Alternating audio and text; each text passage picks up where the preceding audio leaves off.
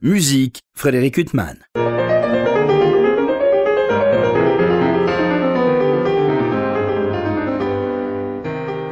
Bonjour Frédéric Huttman au micro, j'ai le plaisir de vous retrouver pour un nouvel entretien. Aujourd'hui, j'ai l'immense plaisir de recevoir Adèle Charvet. Bonjour. Bonjour.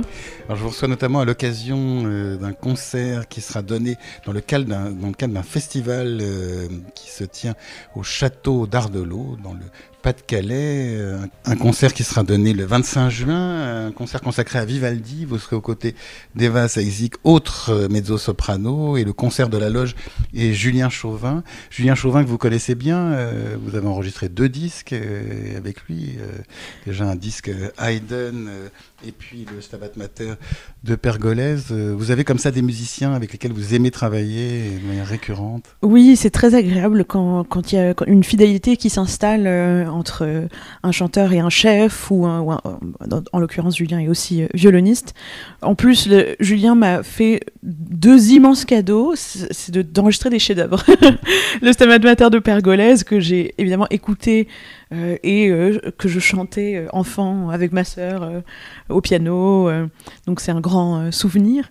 Et le Stabat Mater de Haydn qui est plus méconnu mais qui est vraiment un bijou que j'ai eu le plaisir d'enregistrer il y a déjà 2 ans. Et puis depuis on a fait de nombreux concerts ensemble. Oui, alors autant le Stabat Mater de Pergolèse, c'est un chef-d'œuvre justement célébré, autant ce Stabat Mater de Haydn, qui est un autre chef-d'œuvre, il est beaucoup moins joué et c'est fort dommage parce que cet enregistrement nous révèle une œuvre sublime. Oui, mais en fait, Haydn est un compositeur tellement prolifique. En fait, il y a tellement d'œuvres à jouer, donc c'est vrai qu'on pense pas forcément à ce Stabat Mater qui est extrêmement réussi. Dans lequel on vous a dévolu un air sublime. Oui, mais moi j'ai le privilège, j'ai la chance de chanter le plus beau moment du Stabat Mater, qui est le Fac me verete cum flaire, qui est vraiment un petit bijou, enfin un long bijou parce que c'est un air assez dense. Alors en plus, Julien Chauvin, il y a une passion pour Haydn. On va revenir après à Vivaldi et puis à d'autres compositeurs, Adèle Charvet, mais juste parce que j'ai aussi une passion pour Haydn. Mais lui, il a une passion parce qu'il a enregistré toutes les symphonies parisiennes et on sent vraiment que c'est un compositeur qui lui est cher. Oui, c'est un compositeur qui va très très bien à son ensemble, je trouve. Moi, du coup, pour les avoir vus travailler énormément, il y a tellement de soin qui est porté à la pureté du son, à la précision de l'articulation, qui va très très bien à cette musique classique. Et donc ils ont fait ce cycle Haydn, et là ils se lancent dans un cycle Mozart aussi. Le 25 juin, au château d'Ardelot, dans un lieu qui a l'air sublime, vous allez donner donc aux côtés d'Eva Saizik le concert de la loge et Julien Chauvin des airs. Alors ça se présente comme des airs d'une grande virtuosité. Oui, il y a un peu de tout. C'est une sorte de feu d'artifice vivaldien. On va chanter chacune des airs d'opéra de Vivaldi, des airs lents, des airs un peu de fureur aussi. Donc évidemment, il y a beaucoup de vocalises, beaucoup d'agilité à avoir. On chante aussi des duos qu'il a fallu un peu creuser parce qu'il n'y a pas tant de duos dans les opéras de Vivaldi, mais quand même on en a trouvé dans l'Olympiade, dans Tito Manlio. La particularité aussi d'Eva et moi, c'est qu'on a la même voix. Enfin, on n'a pas du tout la même voix, mais on a la même tessiture, pardon.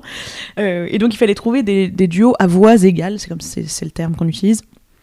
Donc c'était pas si simple, mais on a trouvé de très très belles choses, et il se trouve qu'on est amis et qu'on aime chanter ensemble, donc j'ai vraiment hâte de ce concert. C'est un concert qui sera donné à 3 reprises dans le cadre du château d'Ardelot, et puis il sera donné quelques jours avant, le 19 juin, dans le cadre du festival de Saint-Denis, donc dans la maison de la Légion d'honneur, et puis ce sera donné une 3e fois après le concert du 25 juin. À l'abbaye de Saint-Michel en Thiérache. Bon, ça va, vous faites dans des lieux magnifiques. Oui, on est ravis. Ça aide quand on arrive comme ça dans des lieux, enfin la question est un peu bête, mais tant pis, quand vous arrivez dans des lieux comme ça porte... Mais évidemment, on est tout de suite imprégné, mais c'est pas que, c'est bien sûr le lieu, la beauté, l'histoire du lieu, mais aussi des choses un peu plus, disons, pragmatiques que l'acoustique. Tout ça sont des paramètres qui jouent énormément dans nos performances, c'est évident. Mais dans le château d'Ardelot, ce sera donné dans le théâtre élisabétain, qui est une construction assez récente, qui est un théâtre circulaire, qui a l'air sublime. Ça a l'air merveilleux, et j'y suis encore jamais allée, j'ai grand hâte. Alors, pour préparer cet entretien, Adèle Charvet, j'ai réécouté vos disques et puis on est quand même frappé par l'éclectisme de votre répertoire. Là, on parlait de Vivaldi. Et puis, vous avez chanté il y a peu Mélisande, on va parler, au théâtre, à l'Opéra de Rouen. Et puis, vous sortez d'une Rosine du Barbier de Séville. Et puis, moi, je vous ai connu au disque, avec un disque absolument magnifique. Vous êtes aux côtés de Suzanne Manoff, dans des mélodies anglaises et américaines. Et alors, comment vous êtes guidé, en fait, dans vos choix? C'est ce qu'on vous demande? C'est vous C'est un peu tout ça à la fois. Je pense que ça part, en tout cas, d'une grande voracité de ma part de musique et de répertoire, où j'ai vraiment, dans la mesure de mes capacités vocales, envie de m'approprier beaucoup de styles. Je pense que, je fais quand même attention à pas avoir les yeux plus gros que le ventre et chanter du répertoire trop grand ou trop large. Mais c'est sûr que ça part d'une nécessité personnelle, qui est que j'ai commencé ma jeune carrière avec le récital, avec le lead et la mélodie. Je ne peux pas vivre sans ça. Par ailleurs, je peux chanter tous les rôles qu'offre ma tessiture on dit mezzo légère ou mezzo coloratour, donc une voix plutôt ronde mais agile qui peut monter dans l'aigu, et donc ça me permet de chanter du Rossini, du Handel, du Mozart. Ça, c'est un répertoire un peu plus évident. Et enfin, c'est sûr que parfois je fais des choix où j'ai envie de me challenger d'une part, ou alors j'ai une obsession pour une œuvre. C'était le cas de Péléas et Mélisande. Et aussi, j'aime bien être là où on m'attend pas forcément. Donc, Mélisande en est l'exemple parfait. On caste pas beaucoup de mezzo. Ça arrive, mais je suis pas le choix évident pour ce rôle-là. Mais en ayant chanté tellement de mélodies, et en particulier de Debussy au récital, ça me semblait absolument naturel, évident de m'approprier ce rôle-là. Et évidemment, oui, il y a ce qu'on me propose. Parfois, je suis sage et je dis non. Et puis parfois, on n'a pas toujours le choix aussi du calendrier. Hein. J'ai la chance de choisir beaucoup de choses, mais c'est... Et quand on vous a proposé Mélisande, donc vous disiez que vous aviez déjà chanté des mélodies de Debussy, c'est un opéra que vous aviez travaillé avant, ou vous l'avez travaillé spécialement pour cette prise de rôle? Je l'ai travaillé spécialement pour cette prise de rôle, et je trouve, en tout cas pour ma part, j'adorais cette musique déjà, mais j'ai l'impression d'avoir compris toute sa profondeur en la travaillant. Et en me plongeant dedans, j'ai eu la chance de pouvoir aller dans ce lieu incroyable qu'est l'abbaye de Royaumont, où ils ont, évidemment, il y a une bibliothèque extraordinaire, mais il y a aussi Debussy, il y a des manuscrits de Debussy. Il y a notamment, c'est pas un manuscrit, mais il y a la première édition de Péléas qui était la sienne, avec toutes ces annotations dans l'orchestre et qui est écrit au stylo rouge. Et j'ai pu consulter cette partition, reporter des choses dans la mienne, et c'était un grand moment. Dans cette fameuse bibliothèque François Lang, qui était ce grand collectionneur tragiquement disparu. Juste une parenthèse douloureuse. On va revenir à Péléas et Mélisande, avant d'aborder 1000 autres sujets. Adèle Charvet, vous avez compris qui est Mélisande au bout de ces représentations? Mais je crois pas, et puis j'espère que je vais avoir l'occasion de la rechanter beaucoup, parce que elle prend des directions diamétralement opposées selon les mises en scène aussi, selon les lectures des metteurs en scène. Donc non, je pense que j'ai encore rien compris. Mais c'est très très bien comme ça. Ça, je vous avoue que cet opéra, on peut l'écouter 1000 fois, on ne comprend pas qui est cette Mélisande, d'où elle vient. Mais puis il y a des choses qui ne sont pas aussi faites pour être comprises, je pense, dans cette œuvre-là. Voilà une belle définition.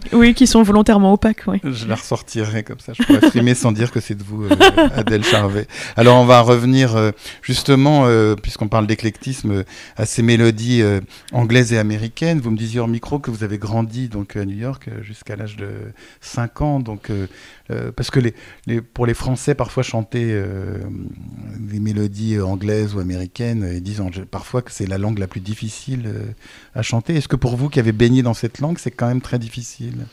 Non, c'est pas difficile parce que c'est ma deuxième langue. Du coup, je suis pas du tout américaine, mais je suis française. Mais il se trouve que je me trouvais à New York à ce moment-là.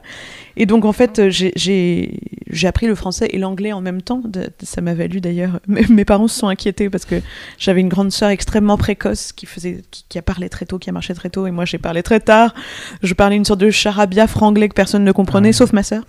Mais donc je parlais pas encore, mais je chantais déjà juste, paraît-il.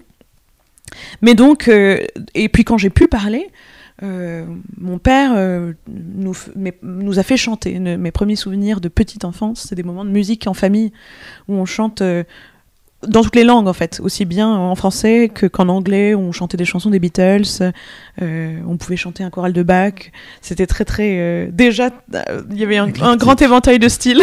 Et donc je pense que ça a été fondateur. Et alors dans ce disque que vous interprétez aux côtés de la pianiste Suzanne Manoff, vous dites dans le texte que l'importance de Benjamin Britten pour vous, qui est une des sortes de fils rouges de ce disque avec Aaron Copland, dont Suzanne Manoff dit que pour le coup c'est son musicien, le musicien qui la touche le plus. Et vous me disiez que ça a évolué en fait. Oui, bon, évidemment les goûts changent et puis moi j'ai des phases d'obsession courtes. Donc parfois ça change. En ce moment c'est Barber qui a aussi une belle part dans ce disque, Samuel Barber, qui a écrit des mélodies extraordinaires. C'est magnifique. Extraordinaire. On a une vision très restrictive de Barber en France. Oui, alors que c'est vraiment très grand. Mais c'est ce que je regrette un peu en France. Peut-être une sorte de snobisme à la française. Et donc on a tendance à penser que la musique américaine est un peu simple, un peu simplette. Alors qu'en fait, elle est capable de dire de grandes choses avec un langage simple. Du coup, c'est extraordinaire et l'impact est très fort. Mais pour revenir à Britten, Britten est important pour moi parce que j'ai chanté toute mon enfance en chœur. Et donc, j'ai énormément chanté du Britten en chœur. Un des premiers disques que mon grand-père m'a offert, mes grands-parents sont extrêmement mélomanes et toute ma vie ils m'ont offert des disques qui ont un peu jalonné l'évolution de ma sensibilité musicale. Et un des premiers disques, c'était les Ceremony of Carols de Benjamin Britten que j'écoutais tout le temps. Donc c'est important. Là, il y a d'ailleurs des œuvres qui ont un caractère un peu inhabituel chez Britten, les Four Cabaret Songs. Enfin, excusez ma prononciation, mais c'est très bien prononcé. En présence de l'inspecteur Clouseau qui vous interviewe. C'est des œuvres des œuvres connues de Britten, mais qui ne sont pas le Britten tel qu'on le conçoit habituellement, peut-être. Oui, ce qui est merveilleux avec Britten, c'est que c'est un grand maître du style, en fait. Donc, et c'est un grand artisan aussi. Et donc, il a joué avec des styles extrêmement différents. Son écriture de la mélodie en témoigne parce que et aussi très influencé par le poète qu'il met en musique. Là, les Cabaret Songs sont des poèmes de Howden qui sont très drôles, très ironiques, un peu pinçants. Et donc, il les met en musique avec énormément d'humour. Alors, vous avez été révélée notamment par le prix Nadia et Lily Boulanger, je crois que c'était en 2015. Excusez-moi de rappeler ces dates, mais enfin, c'est pas non plus les années 50. Et vous étiez aux côtés de Florian Karoubi, qui est un pianiste avec lequel vous interprétez beaucoup d'œuvres et vous êtes très proche musicalement. C'est un concours extrêmement important dans la relation piano-chanteur. Comment vous étiez retrouvés à passer ce concours? Alors, donc c'était en 2015, c'est vrai, j'étais encore au conservatoire. Et en fait, j'ai rencontré Florian pour ce concours. Il cherchait un ou une chanteuse avec qui concourir. Et puis, c'est un programme, on a pour presque 2 heures de musique à préparer. Oui, c'est énorme. C'est colossal, c'est un travail colossal. Donc il ne faut pas se tromper de partenaire, quoi. Donc c'est pas évident de trouver la bonne personne. Oui, puis en plus ce sont des duos qui sont jugés quand même. Exactement. Et parce qu'on est jugé, oui, bien sûr, c'est pas seulement le pianiste ou le chanteur qui est jugé. On est jugé sur la qualité du duo. Et moi, c'est ça que je trouvais tellement intéressant. D'ailleurs, j'ai jamais fait de concours d'opéra. Je n'ai fait que des concours de duo. Parce qu'on s'intéresse plus quand même à la musique dans ce type de concours-là. Et donc, un peu sur un coup de tête, très peu de temps avant le concours, on s'est lancé alors qu'on se connaissait à peine. Et on en rit beaucoup parce qu'on se dit, mais peut-être que si on n'avait pas gagné ce prix, on n'aurait jamais continué à travailler ensemble. Donc, qui sait? Mais en tout cas, c'est devenu mon partenaire musical pour la vie. On s'est vraiment connu aussi à des âges où on évolue énormément, pour lui pianistiquement, moi vocalement et musicalement, et on a évolué main dans la main, l'un en fonction de l'autre. Et en plus, c'est un pianiste merveilleux, qui vient extrêmement sensible. Parenthèse d'enregistrer un très beau disque. Oui, le disque Sillage. Oui, vraiment des œuvres peu connues et des très belles œuvres. Oui. Et donc il a une sensibilité vraiment tout à fait singulière et une connaissance de la voix, et en particulier une connaissance de ma voix du coup, qui fait que on a maintenant développé une sorte de paralangage qui fait qu'on a presque plus besoin de communiquer sur certaines choses. Alors oui, en plus le prix a légitimé en quelque sorte votre duo, parce que même si vous étiez trouvés musicalement, c'est vrai qu'un regard extérieur et ce prix, j'imagine aussi, a fait que vous avez pu constater que vous vous y étiez légitimement trouvés et qu'il n'y avait pas que vous qui trouviez que ça allait bien. Ça joue forcément. Mais en plus, à ce moment-là, on n'était même pas si sûrs. C'est très drôle. Ça nous fait tellement rire parce que rétrospectivement, on s'était lancé dans le concours tellement tard. Il y avait des gens qui travaillaient ce concours depuis 1 an et demi déjà. Et nous, 4 mois avant, on s'y est mis vraiment. Et on s'est avoué après le concours que et l'un et l'autre, on voulait abandonner. On n'a jamais osé se le dire. Et puis on a bien fait parce que ça a été le début d'une belle histoire. Ce disque de musique américaine et anglaise, vous l'avez enregistré aux côtés de Suzanne Manoff, qui est elle, on parle de Florian Karoubi, qui est un merveilleux pianiste, mais qui est de votre génération et avec lequel justement vous avez passé ce concours. Et il y a un compagnonnage. Mais Suzanne Manoff, c'est une sorte d'icône de pianiste qui travaille avec des chanteurs depuis des années. D'ailleurs, elle parle joliment de votre différence de génération dans le texte qui accompagne. Donc c'est pas le même rapport quand vous vous retrouvez comme ça avec cette femme qui a tellement joué avec des chanteurs. C'est pas le même rapport, mais finalement c'était simple parce que on a eu un coup de foudre amical avant de commencer à travailler quelque part. Et puis finalement cette histoire commune qu'est New York, malgré les années d'écart, il y avait une sorte de socle qui nous rapprochait et du coup il y avait aussi une sorte de lien évident. Donc ça a commencé par là, par chercher ces musiques qu'on a l'impression d'avoir entendues dans le ventre de nos mères et qu'on s'était jamais permise de jouer, parce que c'est pas si simple de trouver le bon partenaire pour cette musique-là, surtout en France. Et là, on s'était trouvé comme ça. On va revenir à ce concert Vivaldi qui sera donné le 25 juin prochain dans le cadre de ce festival au château d'Ardelot. Donc vous êtes aux côtés d'Eva Zaïsik, vous le disiez, donc vous avez des voix, des tessitures très proches. Et alors comment ça se passe la cuisine pour nous qui sommes extérieurs, quand vous allez chanter avec une chanteuse qui a une voix dont la tessiture est proche de la vôtre? C'est plus difficile que de chanter par exemple avec un ténor ou un baryton Non, pas du tout, c'est pas du tout plus difficile. En fait, ce qui est difficile, c'est de chanter avec quelqu'un qui est un peu perso, qui nous écoute pas, en fait, si on chante avec un partenaire qui est un peu généreux, ça se passe toujours bien.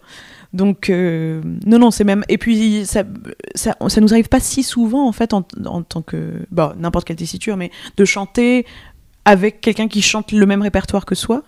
Et donc c'est agréable. Souvent dans le métier je connais toutes les mezzos du métier, mais on se croise jamais en concert vu qu'on chante les mêmes choses. Et donc là on est très heureuse avec Eva de se retrouver. Puis il y a une sorte d'évidence.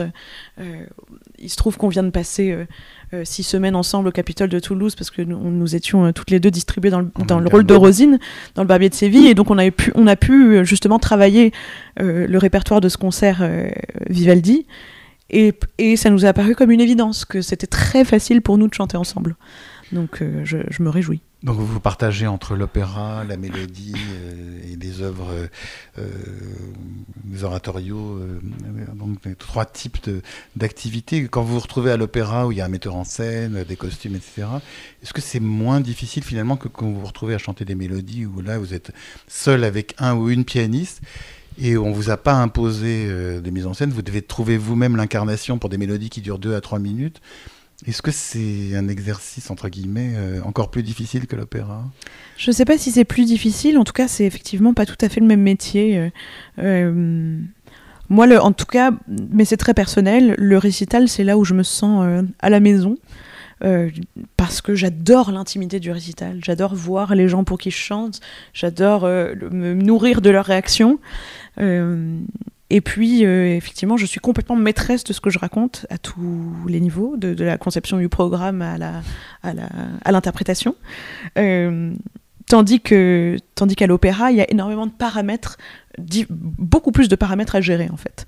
Et des choses qu'on n'a pas forcément choisies. Oui, mais justement, il y a une vision du metteur en scène qui aussi vous évite parfois aussi de... oui, malheureusement on n'est pas toujours d'accord avec ce que le metteur en scène veut faire, oui, mais on doit quand même l'exécuter. Mais donc c'est pour ça ce que je veux dire, c'est que ça laisse un peu moins de place à l'abandon, mais c'est très personnel. Je pense qu'il y a beaucoup d'interprètes qui pensent tout à fait le contraire et qui sont pas très à l'aise au récital. C'est aussi un autre rapport à la voix, parce que forcément dans le récital, souvent c'est un cadre plus intime, on peut se permettre plus de grandes variétés de nuances et de couleurs. À l'opéra, évidemment, quand même, il faut passer l'orchestre. Mais il y a aussi la dimension théâtrale qui est tellement jubilatoire à l'opéra. Je dirais pas que l'un est plus difficile que l'autre, mais c'est presque deux métiers différents. Là, justement, vous étiez au Capitole de Toulouse, qui est quand même un lieu mythique. Vous vous retrouvez dans cette ville, en plus, où la voix a tellement d'importance. C'était la première fois que vous chantiez dans ce lieu? C'était la deuxième, mais c'était mon premier rôle de premier plan au Capitole. J'avais eu la chance, juste avant le Covid, de chanter une des filles fleurs dans Parsifal de Wagner.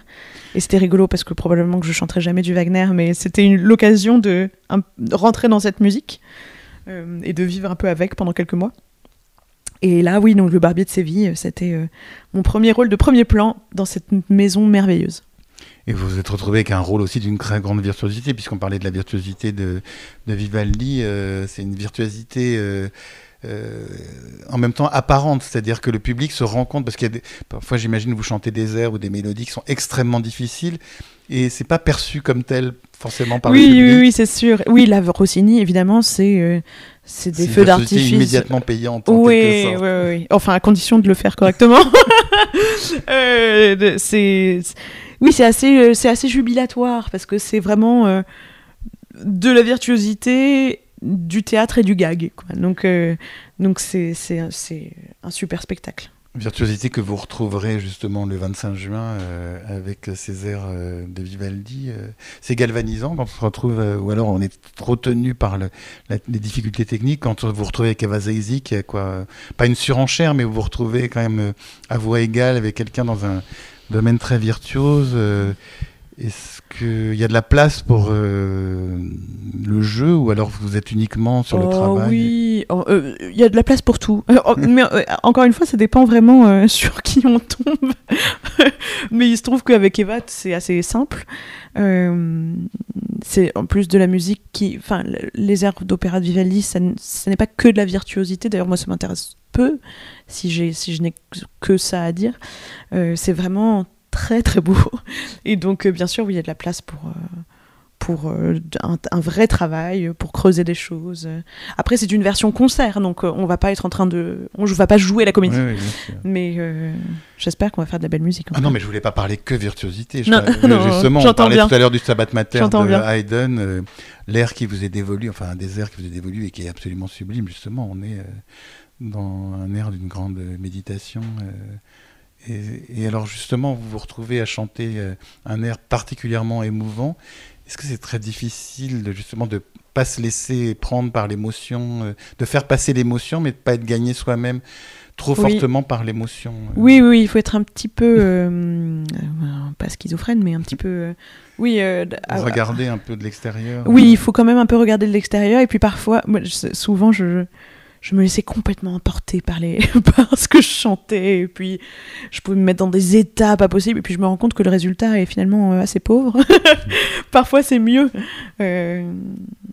On se permet plus de choses finalement quand on a un peu plus de distance, mais c'est quelque chose que j'apprends toujours, parce que je suis évidemment quelqu'un de très sensible. Donc voilà. Vous parliez Adèle Work Charvet in progress. C'est le propre de tout artiste, quel que soit l'âge. Adèle Charvet, vous parliez de vos grands-parents qui vous offraient des disques. Il y avait des chanteurs comme ça, quand vous étiez petite, qui vous fascinaient? Oui, la première, c'est Jessye Norman. Mais c'est aussi toujours au gré des disques que m'offraient ma grand-mère et mon grand-père. Mais c'est vrai qu'un des premiers souvenirs de musique au disque, c'était Jessye Norman dans les nuits d'été. Jesse Norman dans des mélodies françaises, dans du Duparc, du Ravel, ce disque est du absolument Poulenc. merveilleux. Oh là là, Oui, qu'est-ce que je l'aime. L'invitation au voyage. L'invitation au voyage, c'est absolument magique. Donc et puis c'était la première voix, le premier timbre que j'identifiais, où je l'entendais, je pouvais dire ah ça c'est Jessie. Et puis je me disais tiens c'est quand même très très fort je sentais l'impact de sa voix sur moi enfant. Et je me disais, j'ai quand même vraiment très très très envie de faire ça. Puis après, plus tard, il y a eu Fischer Dieskau.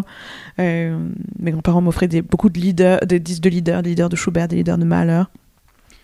Kathleen Ferrier dans Mahler, Fischer Dieskau dans Schubert.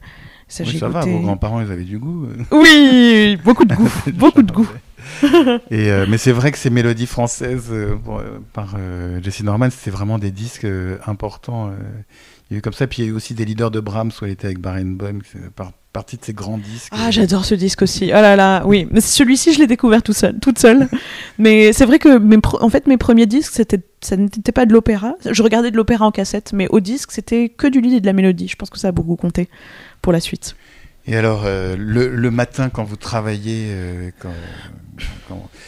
qu'est-ce que vous aimez chanter pour justement faire votre voix le matin, hormis le travail technique des vocalistes? Ah oui, alors, j'allais dire. Quel compositeur vous allez diriger? Alors j'allais dire, la première chose, c'est que pour me chauffer la voix, je chante pas forcément ce que j'aime, malheureusement, ça serait trop beau. Et puis surtout, j'ai toujours des contraintes de calendrier, donc en fait, je suis toujours en train de préparer quelque chose pour un concert. Parfois, je me fais plaisir, mais en fait, quand même, les concerts s'enchaînent tellement que je travaille toujours ce que je dois travailler pour la prochaine échéance. Et donc, ça va de Vivaldi en ce moment à du Britten. Dans quelques jours, je pars en Angleterre chanter à la Britten Pears Foundation. Ah oui. Ouais, c'est très très variable. Et c'est quoi? Ça va être des mélodies de Britten ou ça va être... Oui, alors, entre autres, en fait, ce concert est le 50e anniversaire de la Britten Pears Academy, qui était donc sa fondation. J'avais eu la chance, il y a quelques années, de participer à une académie là-bas. Et donc, il y aura des mélodies de Britten, les Liebeslieder de Brahms, des pièces pour piano seul. Puis ça va être une grande fête, il y a tout un tas de chanteurs, je pense qu'on est presque une dizaine. Voilà. Et vous connaissez les pianistes avec lesquels vous allez chanter, ou alors oui. Vous allez le découvrir là maintenant? Moi, je chante avec un pianiste que j'aime beaucoup, qui s'appelle Kunal Lahiri, qui est un merveilleux récitaliste qui accompagne des chanteurs de l'idée de mélodie merveilleux comme Fatma Saïd, Fleur Baron, Emma Nikolovska. Il faut se rappeler de ce nom parce que cette femme est un génie. Vraiment, vraiment extraordinaire. Jeune mezzo aussi. Voilà, donc c'est un ami aussi, donc j'ai hâte de le retrouver pour ce concert-là. Et quand vous chantez Britten, vous êtes à la maison, enfin, vous vous retrouvez dans un univers qui vous a toujours accompagné? Oui, en plus là, j'ai eu la chance de choisir en particulier une mélodie qui est en français, qui s'appelle Il est quelqu'un sur Terre, qui est en fait une chanson populaire que Britten a réarrangée.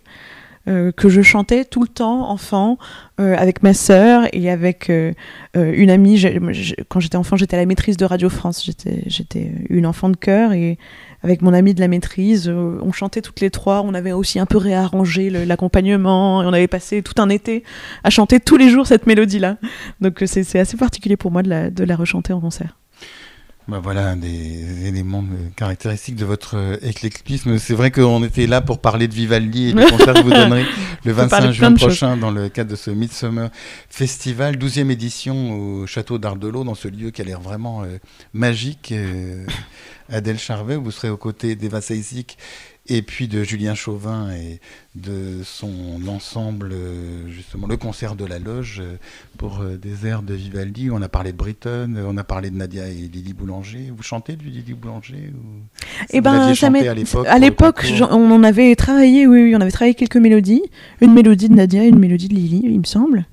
Elles sont forcément, de toute façon, toujours au programme du Oui, concours. elles sont toujours au programme. Mais depuis, ça fait longtemps. Mais il faudrait... Il y a des choses à creuser. Bah après avoir évoqué ces mélodies, oui, anglaises, américaines, ces chefs-d'œuvre italiens, Vivaldi, Pergolese et ce chef-d'œuvre de Joseph Haydn, ce Stabat Mater. On vous attend de pied ferme dans des mélodies françaises, dans un disque de mélodies françaises. Oui, c'est en projet. Ce ne sera pas pour tout de suite, dans un futur moyen proche, disons. Bon, il y a d'autres disques qui doivent sortir avant. Bon, il y a de quoi faire en attendant avec votre itinéraire musical. Adèle Charvet, il me reste à vous remercier infiniment d'avoir été mon invité. Merci à vous.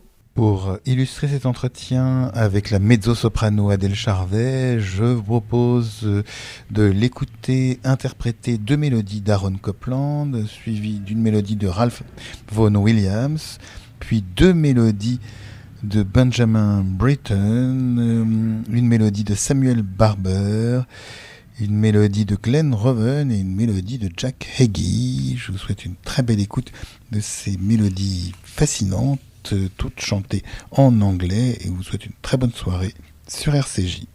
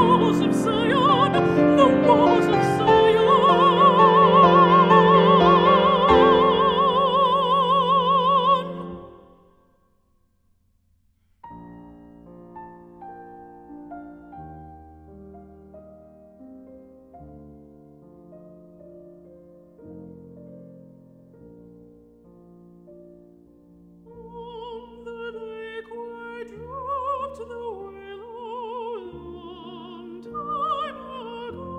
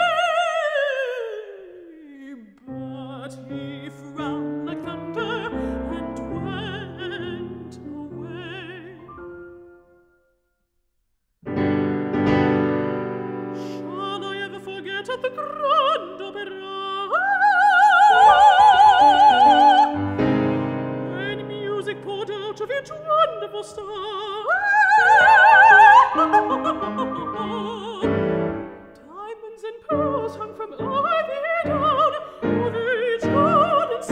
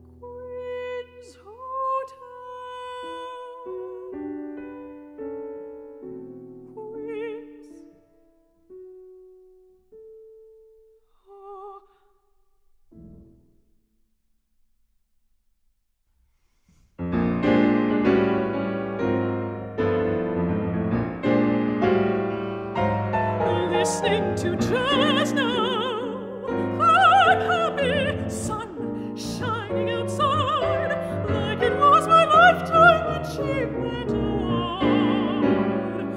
I'm happy with my friend and her dog up in Durango, her emailing me this morning. No coon hounding yells, vibrant, I love you. I'm happy.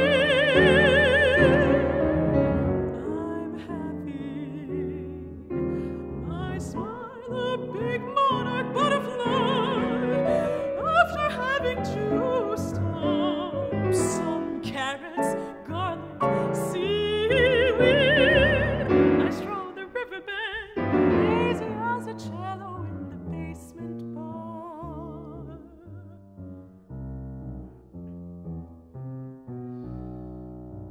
Smoke,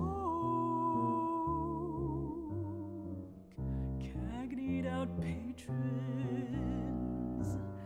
caramel and chocolate women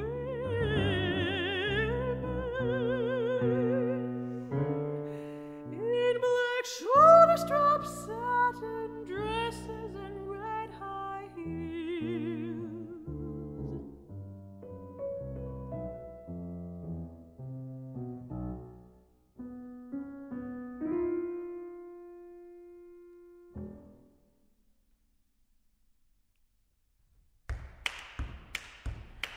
The moon's the northwind's cookie. He bites it day by day, until there's but a rim of scraps that crumble all away.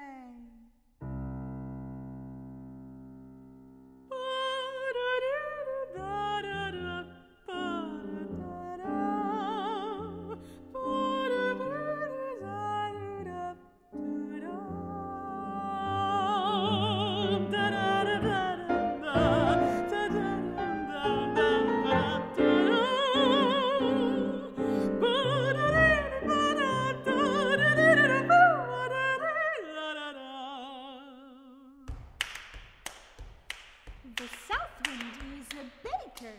He kneads clouds in his den and bakes a crisp new moon. That greedy north wind